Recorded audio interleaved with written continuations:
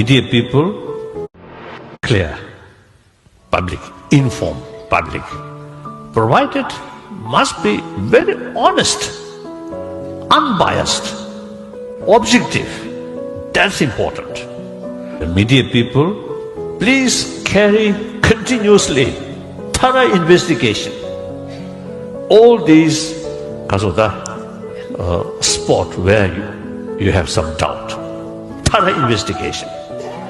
And those concerned people side also made clear all your work must be transparent. So that's my view. So I feel no problem.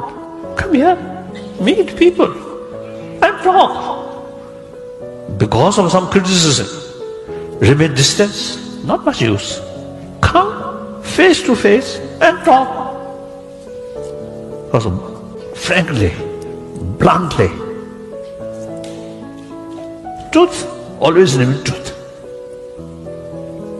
So more talk, more investigation, truth become more clearer.